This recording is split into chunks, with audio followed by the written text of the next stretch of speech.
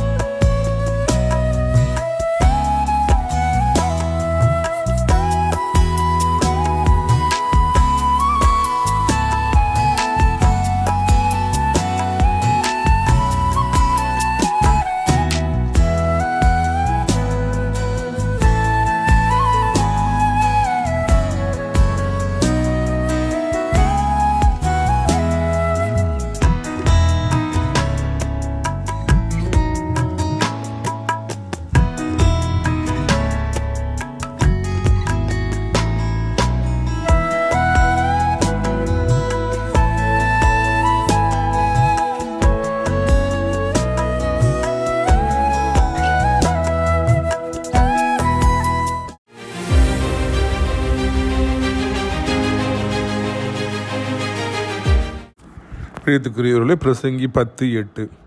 படுகுழியை வெட்டுகிறவன் அதிலே விழுவான், அடைப்பை பிடுங்குகிறவனை பாம்பு கடிக்கும். நிறைய பேர் இன்னைக்கு நல்லவர்களுக்கும் நீதிமான்களுக்கும் பரிசுத்தவான்களுக்கும் ஊழியக்காரர்களுக்கும் குழியை வெட்டுவதையே வேலையை வச்சுருக்காங்க.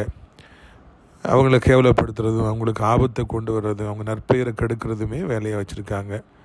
நீங்கள் வேலை பார்க்குற இடத்துல, நீங்கள் இருக்கிற இடத்துல, படிக்கிற இடத்துல உங்களுக்கு படுகொலியை வெட்டி உங்களை எப்படியாவது உள்ளே தள்ளி அழித்து விட வேண்டும் என்று அநேகர் முயற்சி செய்து கொண்டிருக்கலாம்.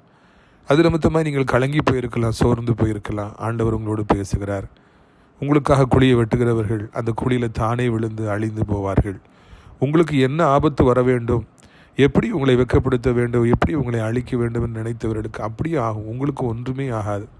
ஆமான் மொர்தெக்காயை தூக்கிலிட்டு கொள்ள வேண்டும் என்று பெரிய மரத்தை உண்டு பண்ணினான்.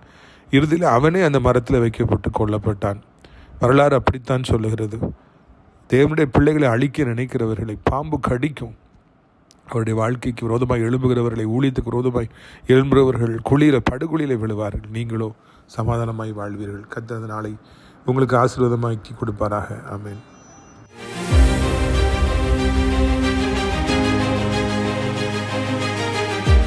சிறியவனை பொழுதிலிருந்தும் எளியவனை குப்பையிலிருந்தும் எடுத்து உயர்த்தி ராஜாக்களோடும் பிரபுக்களோடும் பந்திருக்க செய்கிற அருமை ஆண்டவர் இயேசு கிறிஸ்துவின் இனிதான நாமத்தினாலே இந்த சத்தத்தை கேட்கின்ற அனைத்து தேவனுடைய பிள்ளைகளுக்கும் என்னுடைய அன்பான வாழ்த்துக்கள். நீங்கள் கோடாக்கோடியாய் பெருகுவீர்களாக, உங்களுடைய பிள்ளைகள் கோடாக்கோடியாய் பெருகுவார்களாக என்று வாழ்த்துகிறேன்.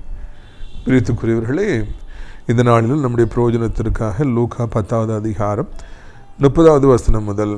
இயேசு பிரதியுத்தரமாக, ஒரு மனுஷன் எருசலேமிலிருந்து எரிகோவுக்கு போகையிலே கள்ளர் கையிலே அகப்பட்டான். அவர்கள் அவன் வஸ்திரங்களை உரிந்து கொண்டு அவனை காயப்படுத்தி குற்றுயிராக விட்டு போனார்கள். ஒருவன் எரிகோ எனப்பட்ட ஊருக்கு போகிறான். அவன் பிஸ்னஸ் மேனாக இருந்திருக்க வேண்டும். கையில் நிறைய பணத்தை வைத்துக்கொண்டு அவன் வேறொரு ஊருக்கு செல்லுகின்றான். நம்ம டெய்லி இங்கெல்லாமோ ட்ராவல் பண்ணுறோம். எத்தனையோ ஊருக்கு பஸ்லாம் இருக்குது, ட்ரெயின் இருக்குது, ஃப்ளைட் இருக்குது, காரில் போகிறாங்க, பைக்கில் போகிறாங்க. ஆனால் அந்த நாட்கள் அப்படிலாம் அதிகமாக கிடையாது. அவர் அப்படி ட்ராவல் பண்ணி நடந்து போகும் பொழுது கள்ளர் கையில் அகப்பட்டார். எதிர்பாராத விதமாக அந்த மனிதனுக்கு ஒரு ஆபத்து வருகிறது. பொல்லாத மனிதர்கள் பிடிக்கிறார்கள். கையில் பணம் இருக்கிறதை பார்க்கிறார்கள், எல்லாத்தையும் எடுத்துக்கிறாங்க. பணத்தை எடுத்ததோடு அவரை விட்டுருக்கலாம். அவரை அடித்து குற்று உயிருக்கு துடிக்க வைத்து விட்டு அவர்கள் போய்விட்டார்கள் என்று இந்த இடத்துல வாசிக்கிறோம். ரொம்ப அதிகமாக இந்த இடம் தொடுகிறது. ஏனென்றால் இந்த மனிதன் என்ன பாவம் செய்தார்? எதற்காக அவருக்கு இப்படிப்பட்ட ஒரு பிரச்சனை வர வேண்டும்? ஏன் இந்த பொல்லாத மனிதர்கள் இப்படிலாம் இந்த உலகத்தில் இருக்கிறாங்க? கேவலம் பணத்துக்காக ஒரு மனுஷனை இப்படி பிடிச்சி அடிப்பாங்களா? எப்படி மனசு வருது? இவ்வளவு ஈவுரக்கம் இல்லாமல் குற்றமே செய்யாத ஒரு மனிதனை அந்த பணத்தை பிடுங்கணுக்காக அடித்து விதித்து அவருக்கு கொலை பண்ணுற அளவுக்கு, உயிர் போகிற அளவுக்கு அடித்து போட்டு போகிறாங்க. சமீபத்தில் ஒரு ஐயாவை நான் சந்தித்தேன். அப்பொழுது அவர்கள் சொன்னார்கள், அவருடைய மனைவி தங்க செயினை போட்டுக்கொண்டு ரோட்டில் போகும் பொழுது இதே மாதிரி கள்ளன் ஒருவன் திடீரென்று சொல்லி வந்து செயினை பிடித்து இழுத்து கொண்டு போகணுங்கிறதுக்காக அவன் காலை தூக்கி அவங்க மேலே மிதித்து அவங்களுடைய ஜாக்கெட்டை கிழித்து செவுட்லேயே அடித்து அவளை கீழே தள்ளி அந்த செயினை அவன் எடுத்துக்கொண்டு போனான் என்று அவர்கள் சொன்னார்கள். யாருனே தெரியாத ஒரு அம்மா ரோட்டில் போகிறாங்க, கடத்தில் செயின் போட்டு தான் பெரிய பாவம். அவன் அதை பிடுங்க வேண்டும் என்று நினைத்தது கூட சரி மன்னிச்சு விட்டுடலாம், அதை பிறகு பார்க்கலாம். ஆனால் அதுக்காக அந்த அம்மாவை அடித்து மிதித்து கீழே தள்ளி ஒருத்தர் பின்னால் போய் டமால் விழுந்தாங்கன்னா என்ன நடக்குன்னே சொல்ல முடியாது. கேவலம் கொஞ்சம் ரூபா மதிப்புள்ள அந்த செயினுக்காக அவன் அப்படியே கொடூரமாய் செய்தான் என்று வாசிக்கிறோம். அப்பாவிகளை, இந்த உலகத்தில் பாவமே செய்யாதவர்களை, எந்த தீங்கும் செய்யாதவர்களை இதுபோல் பொல்லாத மனிதர்கள் பணத்திற்காக, இல்லை என்றால் இதுபோல் நகைக்காக, இல்லை என்றால் அழகுக்காக என்னவெல்லாமோ கொடூரங்களை செய்வதை நாம் பார்க்கிறோம். அனுதின வாழ்க்கையிலும் கூட பார்க்கும். அந்த காலத்தில் தான் இப்படி நடந்துச்சா? இப்போவும் அது மாதிரி கொடுமைகள் நிறைய நடக்கிறது. எதிர்பாராத விதத்தில் இதுபோல் பொல்லாத மனிதர்கள் அவர்கள் தங்களுடைய விருப்பத்தை நிறைவேற்றுவதற்காக இப்படிப்பட்ட அநியாயத்தை துணிகரமாக செய்வதை பார்க்கிறோம். எனக்கு ஞாபகத்துக்கு வருகிறது, ஆண்டவர் மனிதர்களை படைக்கும் பொழுது அவர் தன்னுடைய சாயலிலே படைத்தாராம். ஆனால் இன்றைக்கி மனிதர்கள் இருக்கிற அந்த மனநிலையெல்லாம் பார்க்கும் பொழுது எந்த அளவிற்கு கேடுகட்ட மனிதர்கள்லாம் வந்திருக்காங்கன்னு யோசிக்கும் பொழுது அது ரொம்ப வேதனையாக இருக்கிறது. அப்படித்தான் இருக்கும். இந்த உலகத்தில் இப்படிப்பட்ட பொல்லாத மனிதர்கள் இருக்கத்தான் செய்கிறாங்க. அவங்களுக்கு தேவை பணம், அவங்களுக்கு தேவை நகை, அவ்வளோதான். அதை எடுப்பதற்காக அவர் என்ன வேண்டுமென்றாலும் செய்வார்கள். எவ்வளவு பெரிய அப்பாவிகளுக்கும் எவ்வளவு பெரிய தீங்கையும் செய்வார்கள் என்று தான் நாம் உணர்ந்து கொள்கிறோம். இந்த உலகத்திலே மிகவும் கேடான காரியம் என்னவென்றால் அப்பாவிகளுக்கு தீங்கு விளைவிக்கப்படுவது, ஒன்றுமே தெரியாதவர்களுக்கு ஆபத்தை விளைவிப்பது, அவற்றில் பிடுங்கிக் கொள்வது. குற்றமில்லாத இரத்தத்தை நான் காட்டி கொடுத்தேனே என்று யூதாஸ் காரியோத்து அவன் இறுதியில் நாண்டு கொண்டு செத்தான். ஆண்டவர் குற்றமே செய்யலை, பணத்துக்கு அவன் ஆசைப்பட்டு அவரை காட்டி கொடுத்து பிறகு இதயத்தில் குத்தப்பட்டு அவன் நாண்டு கொண்டு செத்தான். அவனுடைய குடல் வெடித்து வெளியே வந்தது என்று சொல்லி பைபிளில் வாசிக்கிறோம்.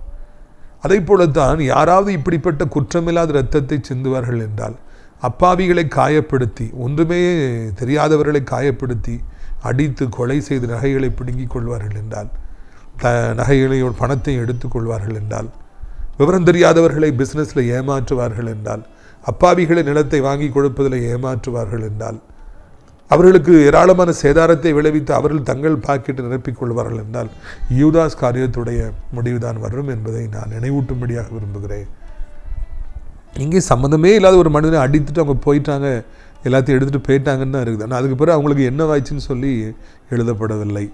ஆனால் யூதாஸ் காரியத்து இப்படியாக 30 வெள்ளிக்காசை அப்பாவியை காட்டி கொடுத்து ஆண்டவரை காட்டி கொண்டு எடுத்த பொழுது அவனுக்கு என்ன சம்பவித்தது, அவன் முடிவு எப்படி இருந்தது என்று சொல்லி பைபிள் சொல்லுகிறது. அவனுக்கு ஒரு பயங்கரமான முடிவு வந்தது.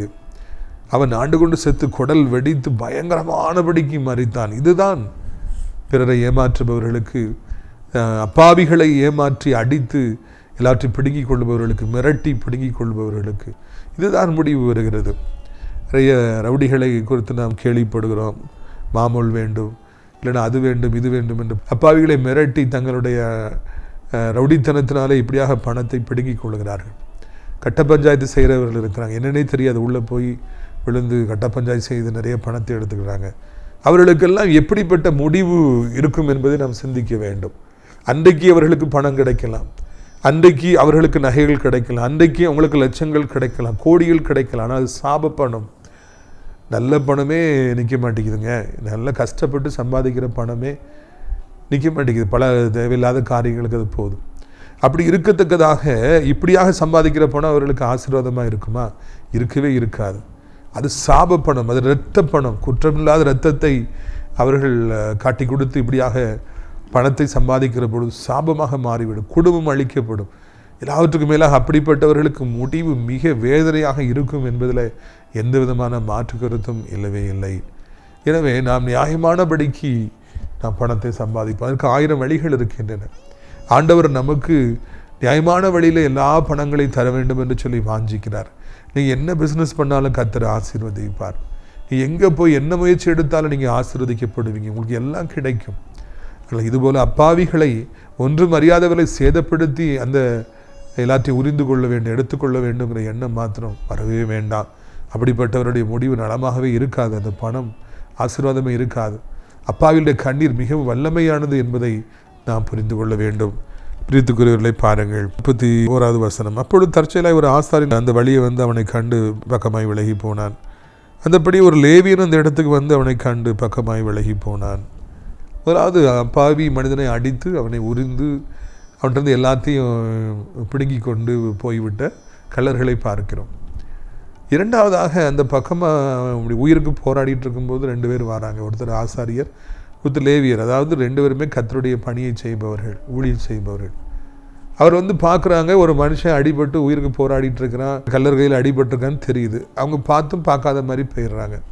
மேபி எனக்கு இன்றைக்கி சர்ச்சில் போய் சர்வீஸ் நடத்தணும் அவங்க சொல்லியிருக்கலாம், இல்லைனா என் பிள்ளைகள் காத்துட்ருப்பாங்கன்னு சொல்லி அவங்க சொல்லியிருக்கலாம், இல்லைனா எனக்கு ஒரு வேலை இருக்குதுன்னு சொல்லி சொல்லியிருக்கலாம், இல்லை ஊழியம் இருக்குதுன்னு சொல்லி சொல்லியிருக்கலாம். ஏதோ ஒரு காரணத்தினால வேண்டாம் அப்படின்னு சொல்லிட்டு அவனை பார்த்தும் பார்க்காத மாதிரி போயிட்டாங்களாம்.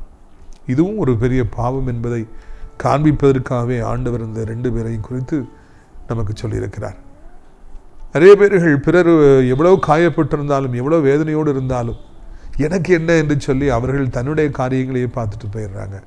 இதுவும் ஒரு பெரிய பாவம் என்பதை இந்த நாளிலே நாம் கற்றுக்கொள்கிறோம். ஒருவர் வேதனைப்படும் பொழுது ஒரு அப்பாவியான ஒரு மனிதர், ஒரு நல்ல மனிதர், ஊழியம் செய்கிற ஒரு மனிதருக்கு ஒரு பிரச்சனை வந்திருக்கிறது, அவர் துன்பப்படுகிறார் என்கிற பொழுது நாம் பார்த்துட்டு அப்படியான்னு சொல்லிட்டு போயிட்டே இருப்போம்னா அது தவறு. ஐயோ கர்த்தருடைய பிள்ளைக்கு, ஒரு நீதிமானுக்கு, ஒரு உத்தமனுக்கு, ஐயோ இந்த அப்பாவிக்கு, ஒன்றுமே தெரியாத இந்த மனிதனுக்கு இப்படி ஒரு ஆபத்து வந்திருக்கிறதே, இந்த தேவனுடைய பிள்ளை, இந்த சகோதரிக்கு இப்படிப்பட்ட ஒரு பிரச்சனை வந்திருக்கிறது என்று நாம் அவர்களுக்காக கலங்க வேண்டும், அவர்களுக்காக ஜெபிக்க வேண்டும், அவர்களுக்காக நாம் உதவி செய்ய வேண்டும். ஒன்றுமில்லை என்றால் பக்கத்தில் போய் உட்காந்து ஆறுதலாவது சொல்ல வேண்டும். இப்படிப்பட்ட அடிபட்டு கிடப்பவர்களை ஆஸ்பத்திரிக்கு நம்ம கூட்டிட்டு போகணும், 108க்கு ஃபோன் பண்ணணும். ஏதாவது ஒன்றை நாம் செய்ய வேண்டும். அப்படி செய்தால்தான் நம்முடைய வாழ்க்கையிலே நாம் ஆசீர்வதிக்கப்படுவோம். ஒன்று குற்றமில்லாத இரத்தத்தை சிந்துபவர்கள் என்று முதலாவது கேட்டகரி. 2வது ஆபத்தில் இருப்பவர்களை பார்த்து அவர்களுக்கு உதவி செய்யாமல் போய்விடுவோம் என்றால் அது மிகவும் தவறான காரியம். ஒரு மனிதனுக்கு ஆபத்து வரும் பொழுது அவர் என்ன செய்கிறாங்க, கஷ்டங்கள் வரும் பொழுது பணக்கார உறவினர்களுக்கு அவங்க சொல்கிறாங்க எங்களை காப்பாற்றுங்க, எனக்கு கஷ்டம் அப்படின்னு சொல்லிட்டு.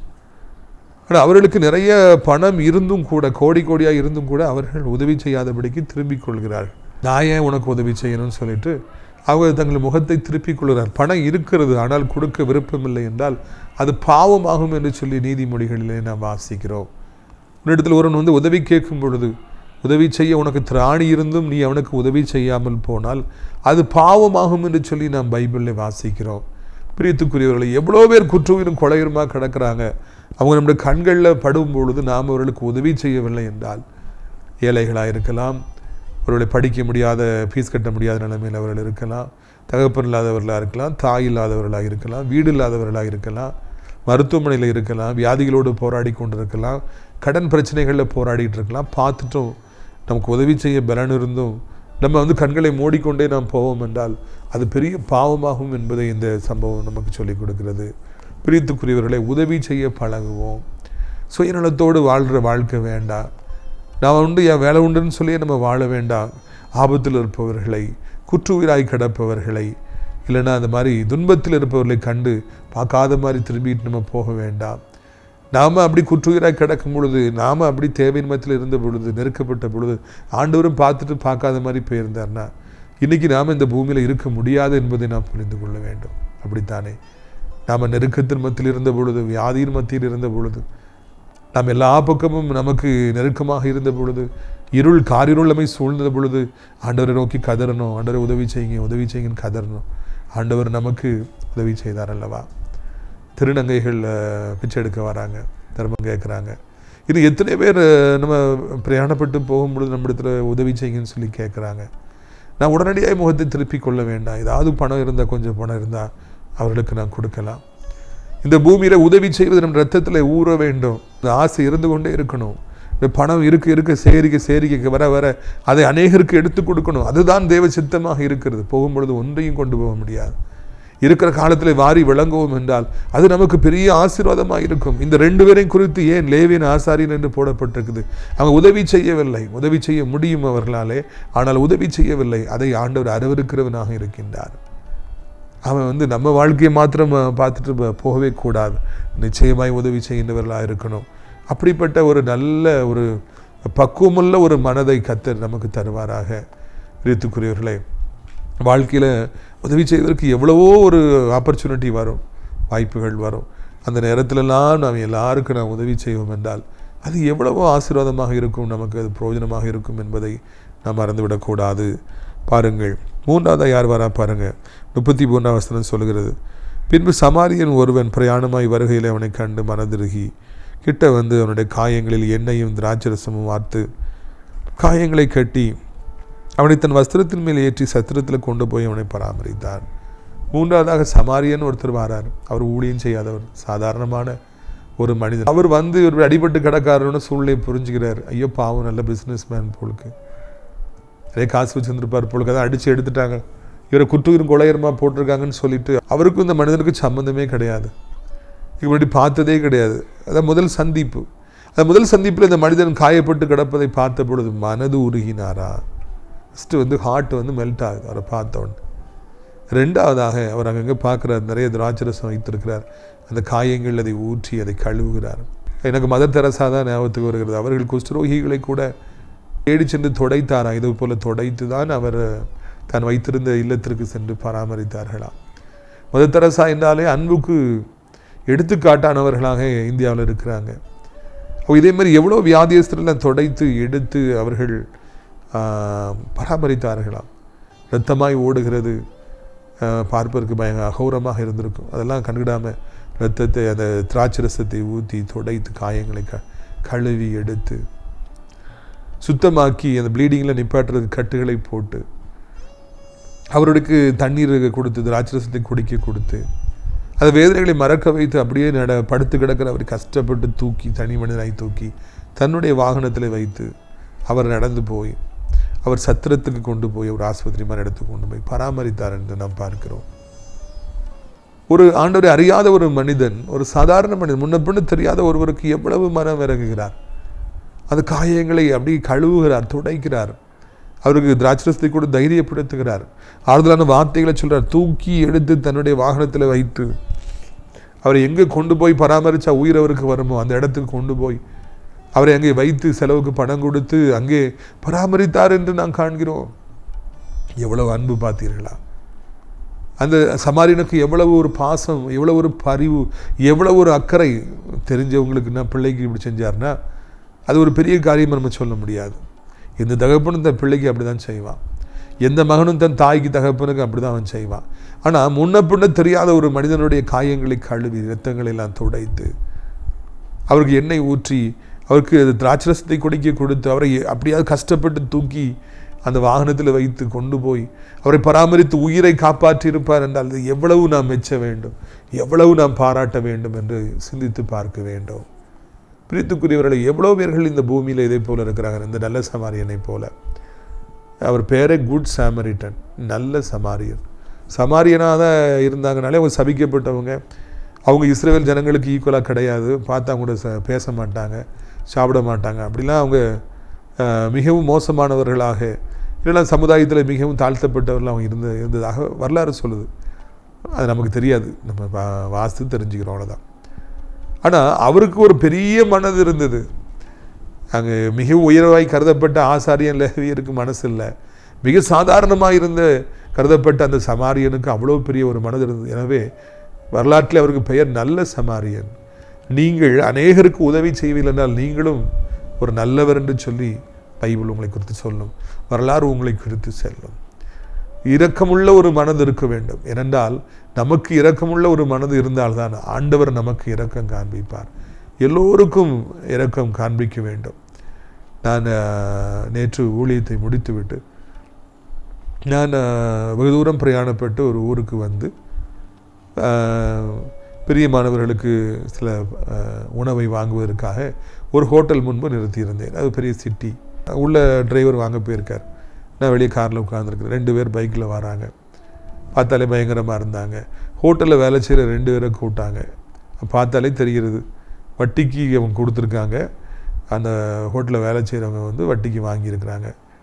அப்பொழுது அதில் ஒருத்தரால் திருப்பி கொடுக்க முடியாதவன்னு, அவங்க தகப்பனுடைய வயசு இருக்கும், நாக்கை கடித்து அப்படி கடித்து அடிப்பேன்னு சொல்லி கையை வாங்கி சத்தம் போட்டு கேட்டவா சொல்லி திட்டி ஃபோனை பிடுங்கி இதுக்கு ஒரு எல்லார் மத்தியில் சத்தம் போட்டு கேவலப்படுத்தி, கேவலம் பணம் கொடுக்காததுக்காக 5000 ரூபா இருக்கும், இல்லைன்னா 50,000 ரூபா இருக்குன்னு வைங்களேன், அதுக்காக அந்த மனிதனை கேவலப்படுத்தி, வேலை செய்கிற இடத்துலையே கேவலப்படுத்தி அவமானப்படுத்தினார்கள்.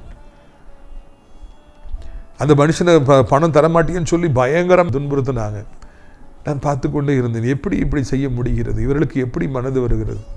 வேணுக்குன்னே இவ்வளோ கேவலப்படுத்தணும், காசு கொடுக்காதனால கேவலப்படுத்தணும், வெக்கப்படுத்தணும். கடன் வாங்கின அந்த மனுஷனுக்கு இரக்கம் காமிக்கலை. கொடுக்க முடியாமல் இருக்கிற நிலைமையில் இருக்கும்பொழுது வேலை பார்க்குற இடத்துல வந்து வேலை பார்க்குற இடத்துல வந்து கேவலப்படுத்துறதை விட ஒரு பெரிய பாவம் இந்த உலகத்தில் கிடையவே கிடையாது.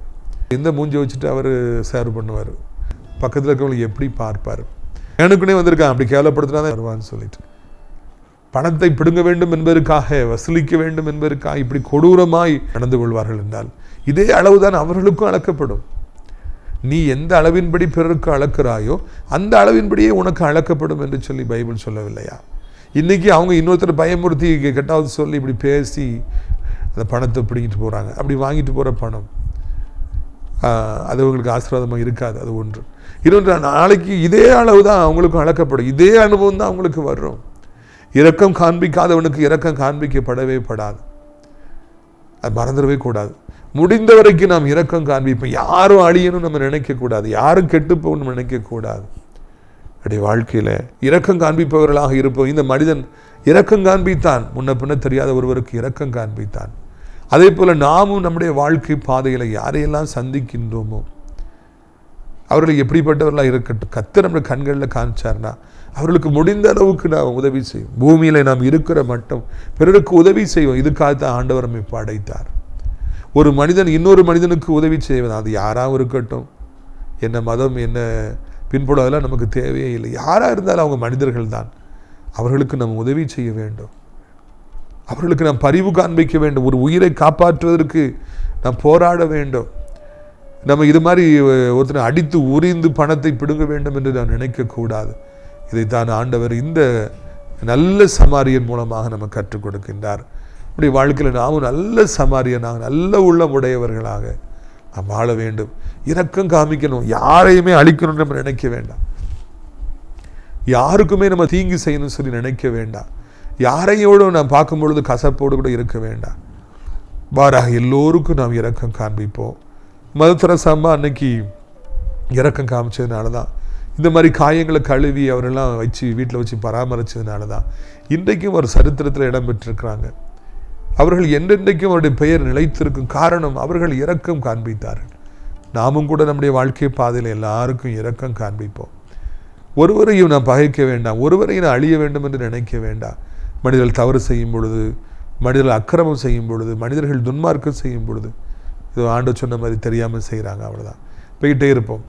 யாருக்கு நாம் உதவி செய்ய வேண்டும் என்று சூழ்நிலை வருகிறதோ அப்பொழுது அவர்களுக்கு நாம் முடிந்த அளவுக்கு நாம் உதவி செய்வோம், முடிந்த அளவுக்கு நாம் மனம் இறங்குவோம். நாம் இரக்கம் காண்பிக்கிற பொழுதுதான் நமக்கும் இரக்கம் காண்பிக்கப்படும். நாம் இரக்கம் காண்பிக்கல, நமக்கு ஒரு காலம் இரக்கம் காண்பிக்கப்படவே படாது. இந்த உலகமாக இருக்கட்டும், மேலுலகமாக இருக்கட்டும், மேலுலகம் ஒன்று உண்டு என்று பைபிள் அழகாக சொல்லுகிறது. இந்த உலகத்தில் வாழ்கிற காலங்கள் கொஞ்ச காலம், 70, 80, 90 வருடங்கள். ஆனால் மேலே இருக்கிற வாழ்க்கை நித்திய காலமானது. அங்கே நமக்கு ஒரு இடம் கிடைக்க வேண்டும் என்றால் பூமியிலே வாழ்கிற காலங்களிலே முடிந்த வரைக்கும் நாம் இரக்கம் காண்பிக்கணும், முடிந்த வரைக்கும் உதவி செய்யணும், முடிந்த வரைக்கும் அன்பாய் பேச வேண்டும், இன்னொருனை கெடுக்க வேண்டும், இன்னொரு கேவலப்படுத்த வேண்டும், இன்னொருத்தது பிடுங்கி கொள்ளணும், குற்றமில்லாத இரத்தத்தை சிந்தனும் சொல்லிட்டு நம்ம வாழ்வோம் என்றால் பிரியத்துக்குரியவர்களே, அது நம்மை அழித்து விடும் என்பதை மறந்துவிடவே கூடாது. நமக்கும் அதே நிலைமைதான் ஏற்படும் என்பதை மறந்துவிடவே கூடாது. இன்றைக்கு உங்களை குறித்து சிந்தித்து பாருங்கள், ஆராய்ந்து பாருங்கள். நான் எந்த இடத்தில் தவறி இருக்கிறேன், யாருக்காவது நான் இரக்கம் காண்பிக்காமல் இருக்கிறேனா என்று நாம் சிந்தித்து பார்க்க வேண்டும். நாம் இரக்கம் காண்பிப்போம் என்றால் உடனடியாக ஆண்டவர் நமக்கு இரக்கம் காண்பிப்பார். நம்மை விட்டு எல்லா வியாதிகளை நீக்குவார், நம்மை விட்டு எல்லா துன்பங்களை நீக்குவார், நம்முடைய பண கஷ்டங்களை நீக்குவார், நமக்கு காணப்பட்டிருக்கிற நிந்தையை கர்த்தர் நீக்குவார், நமக்கு இல்லாதவைகளை இருக்கிறவைகளை அழைப்பார். நீ எல்லாருக்கும் இரக்கம் காண்பிக்கிற, நானும் உனக்கு இரக்கம் காண்பிப்பேன் என்று சொல்லி ஆண்டவர் உடனடியாக நமக்கு இரக்கம் காண்பிப்பார். பிரியத்துக்குரியவர்களே, அப்படிப்பட்ட ஒரு வாழ்க்கை வாழ ஒப்பு கொடுப்பீர்களா? கிறிஸ்தவம் என்பது வேறு ஒன்றுமே இல்லை. கிறிஸ்தவம் என்றால் என்ன? சிலுவை டாலர் நெஞ்சில் போட்டிருக்கிறதுனாலையா? இல்லை வீட்டு முன்னால் சிலுவை வரைஞ்சி போட்டிருக்கிறதுனாலையா? இல்லை இல்லை. நம்முடைய வாழ்க்கையில் நாம் இரக்கம் காண்பிக்க வேண்டும், அன்பை காண்பிக்க வேண்டும். ஒரு அடிப்பது என்பது, கெட்ட வார்த்தை சொல்வது என்பது அது இரக்கத்தில் வருகிற காரியங்கள் அல்லவே அல்ல, கொடூரத்தினாலே வருவது. எனவே எப்படியாவது நாம் நம்முடைய வாழ்க்கை பாதையில் இரக்கத்தோடு கூட வாழ கற்றுக்கொள்வோம். பிறருடைய காயங்கள் அருவருப்பாக இருக்க வேண்டாம். அந்த நல்ல சமாரியன் ரத்தத்தினா கழுவினார், அந்த அழுக்கு இருந்திருக்கும், புழுதி இருந்திருக்கும், அதெல்லாம் கழுவி துடைத்து எடுத்து சுத்தப்படுத்தி எவ்வளவு ஒரு அருவருப்பு பார்க்காதபடிக்கு அவர் அதை எல்லாம் செய்தார். நாமும் கூட யாரையும் அருவருப்பாக பார்க்க வேண்டாம். தாத்தா பாட்டி, அம்மா அப்பா யாராலும் இருக்கலாம், படுக்கையில் இருக்கும்போது அருவருப்பாக நினைக்கக்கூடாது. நம்மால் முடிந்த கடமைகளை அவர்களுக்கு செய்ய வேண்டும். அப்படி நம்ம செய்தால் தான், இரக்கம் காண்பித்தால் தான் ஆண்டவர் நமக்கு இரக்கம் காண்பிப்பார். பிரியத்துக்குரியவர்களை, கர்த்தர் உங்களை ஆசீர்வதிப்பாராக என்று நான் வாழ்த்துகிறேன். உங்களுடைய ஆசீர்வாதத்திற்காக நான் ஜெபிக்கும்படியாக விரும்புகிறேன். நீங்கள் சேர்ந்து ஜெபிப்பீர்களா? நாம் ஜெபிக்கலாமா? கண்களை மூடி. அப்பா பிதாவை, வானத்துக்கும் பூமிக்கும் ஆண்டவரே, இந்த அருமையான நாளிலும் கூட ஒரு அருமையான சத்தியத்தை நாங்கள் கேட்டோம். ஆண்டவரை, இரக்கம் காண்பிக்கிற ஒரு பாக்கியவான்கள், அவர்களுக்கு இரக்கம் காண்பிக்கப்படும். நாங்கள் இரக்கம் காய்ச்சாதான் எங்களுக்கு இரக்கம், இல்லைன்னா எங்களுக்கு இரக்கமே கிடையாது.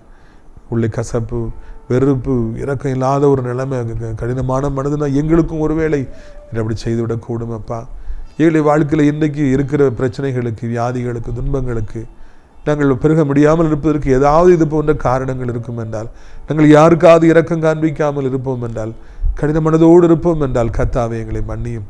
ஆண்டவரை தோத்திரமே, நாங்கள் உட்கார்ந்து எங்களை ஆராய்ந்து பார்க்கிறோம். நீர் எங்களை ஆசீர்வதிக்க முடியாதபடிக்கு யார் மீதாவது கசப்பு இருக்கும் என்றால், வேதனை இருக்கும் என்றால், கர்த்தாவே இரக்கம் காண்பிக்காமல் இருப்போம் என்றால் எங்களை மன்னியும். இனி இரக்கம் காண்பிப்போம். இதுவரைக்கும் இரக்கம் காண்பிக்காமல் இருந்திருக்கலாம். ஆண்டவர், இனி நாங்கள் இரக்கம் காண்பிப்போம். அப்படி இரக்கம் காமிச்சாதான் நீங்கள் எங்களுக்கு இரக்கத்தை காண்பிப்பீங்கப்பா.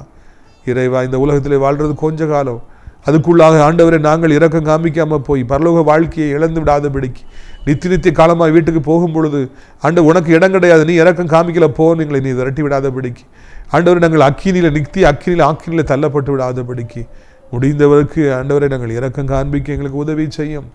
இரக்கம் காண்பிக்க உதவி செய்யும். எங்களை பலப்படுத்தும், எங்களை ஸ்திரப்படுத்தும், எங்களை தூக்கி நிறுத்துங்கப்பா. ஆசீர்வதிங்கப்பா. வானத்தையும் பூமியும் படைத்த கர்த்தாவை, இந்த அருமையான நாளிலும் கூட எப்படியாவது கர்த்தர் மனம் இறங்குவீராக, எப்படியாவது உதவி செய்வீராக, எப்படியாவது நாமத்தை உயர்த்துவீராக.